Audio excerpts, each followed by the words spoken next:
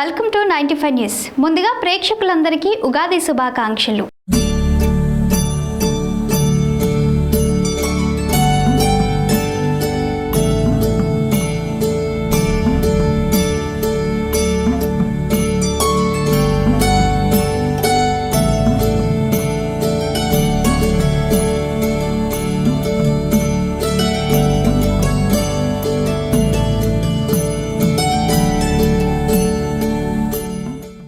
ఉగాది ఈ పేరు చెప్పగానే ముందుగా గుర్తుకు వచ్చేది మన తెలుగు పండుగ అని. ఉగాది నుండే తెలుగు సంవత్సరం మొదలవుతుంది కాబట్టి ఇది తెలుగువారి మొదటి పండుగ. ఈరోజు కొత్త సంవత్సరంలో రాశి ఫలాలు, గ్రహస్థితులు ఎలా ఉన్నాయో తెలుసుకొని గ్రహశాంతుల లాంటివి జరిపించుకొని సుఖంగా ఉండటానికి పంచాంగ శ్రవణాన్ని చేస్తారు. ఆనాటి కాలం నుంచి వస్తున్న పండుగల్లో ముఖ్యమైన పండుగ మన ఉగాది పండుగ. ఈ పండుగ సాధారణంగా మార్చి నెలలో లేదా కొన్నిసార్లు ఏప్రిల్ నెలలో రావడం జరుగుతుంది. ఉగాది అనేది ఒక్కరోజు పండుగ. తెలుగు ప్రజలు మాత్రమే కాక మరాఠీలు గుడి పడ్వాగాను, తమిళులు పుత్తాండు అనే పేరుతో, మలయాళీలు విషు అనే పేరుతోనూ, సిక్కులు వైశాఖి గాను, బెంగాలీలు పోయిలా బైశాఖ్ గాను ఈ నూతన సంవత్సర పండుగను జరుపుకుంటారు. ఈ ఉగాది యొక్క ప్రాముఖ్యత ఏంటంటే చైత్రశుద్ధ పాడ్యమి రోజున బ్రహ్మ సృష్టిని నిర్మించడం ప్రారంభించారని నమ్ముతారు. మత్స్యవాతారము ధరించిన విష్ణువు సోముకుని సంహరించి వేదాలను బ్రహ్మకప్పగించిన సందర్భంగా ఉగాది ఆచరణలోకి వచ్చిందని పురాణ ప్రతీతి.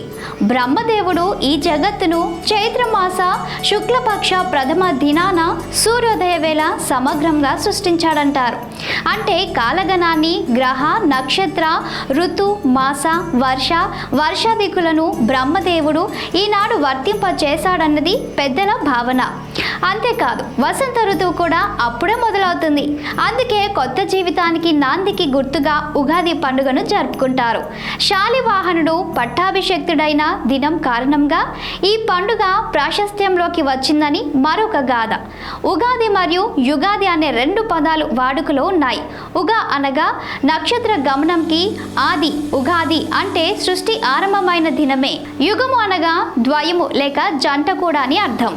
ఉత్తరాయణ దక్షిణాయనబడే ఆయన ద్వయ సంయుతం యుగం సంవత్సరం కాగా ఆ యుగానికి ఆది సంవత్సరాది యుగాది అయింది. యుగాది శతాబ్దానికి ప్రతిరూపమైన ఉగాదిగా వ్యవహృతమైంది. ఉగాది చైత్రమాసంలో వస్తుంది. పక్షుల కిలకిలలతో, ఆకుల చిగురులతో, కోకిల సుస్వరాల రాగాలతో, పూల పరిమళాలతో అందంగా ఉంటుంది ఈ సమస్త ప్రకృతి. అయితే ఈ ప్రకృతి అందాలన్నీ ప్రత్యక్షంగా చూస్తే తెలిస్తే, పరోక్షంగా కవికలంలో ఉగాది పాటల్లో కనిపిస్తుంది. ఇప్పుడు వచ్చే తెలుగు సంవత్సరం శార్వరి నామ సంవత్సరం. శిశిర ఋతువులో ఆకులు రాలి ఆ తర్వాత వసంతం వస్తుంది. ఈ సమయంలో ప్రకృతి ఎంతో శోభాయమానంగా ఉంటుంది. ఈ రోజు నుండే తెలుగు సంవత్సరం ప్రారంభమవుతుంది కాబట్టి తెలుగువారు ఈ పండుగని బాగా జరుపుకుంటారు. ఇదే సంవత్సరంలో వచ్చే మొదటి పండుగ కనుక కొత్తగా పనులను ప్రారంభిస్తారు.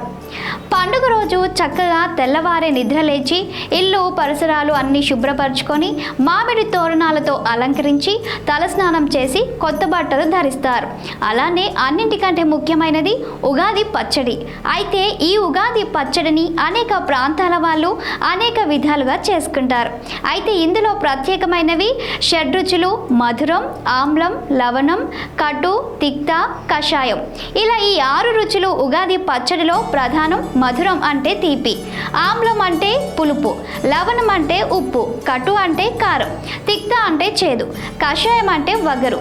షడ్రుచుల సమ్మేళనమే ఈ ఉగాది పచ్చడి. ఎదురయ్యేది కష్టమైన, సుఖమైన సంయమానంతో ప్రతి ఒక్కరూ స్వీకరించాలి అని మన ఉగాది పచ్చడి తెలియజేస్తుంది.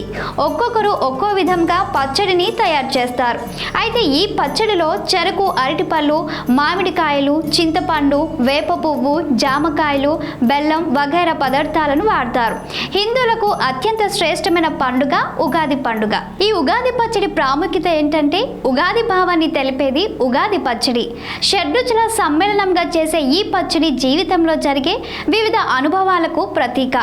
జీవితం అన్ని అనుభవములు కలిగినదైతేనే అర్థవంతమని చెప్పే భావం ఇమిడి ఉంది. పచ్చడిలో ఉండే ఒక్కొక్క పదార్థం ఒక్కొక్క భావానికి, అనుభవానికి ప్రతీక. బెల్లం అంటే తీపి, ఆనందానికి సంకేతం. ఉప్పు జీవితంలో ఉత్సాహం, రుచికి సంకేతం. వేప పువ్వు చేదు, బాధ కలిగించే అనుభవాలు. చింతపండు పులుపు, నేర్పుగా వ్యవహరించవలసిన పరిస్థితులు. పచ్చి మామిడి ముక్కలు, వగరు, కొత్త సవాళ్ళు. కారం సహనం కోల్పోయేట్టు చేసే పరిస్థితులు. ఉగాది పండుగ తరతరాల నుండి జరుపుకుంటున్న పండుగ. ఈ పండుగ రోజు వేప పువ్వు పచ్చడి అంటే ఉగాది పచ్చడిని తప్పక తినాలి. అలానే పంచాంగ శ్రవణం, ఆర్య పూజానం, గోపూజ, మిత్ర దర్శనం వంటి ఈ ఆచారాలన్నీ తప్పక పాటించాలి. ఉగాది పండుగ తరతరాల నుండి జరుపుకుంటున్న పండుగ. ఈ పండుగ రోజు వేప పువ్వు పచ్చడి అంటే ఉగాది పచ్చడిని తప్పక తినాలి. అలానే పంచాంగ శ్రవణం, ఆర్య పూజనం, గోపూజ, మిత్ర దర్శనం వంటి ఈ ఆచారాలని తప్పక పాటించాలి. చూశారు కదండి ఉగాది పండుగ యొక్క విశిష్టతను. మరొకసారి ప్రేక్షకులందరికీ ఉగాది శుభాకాంక్షలు.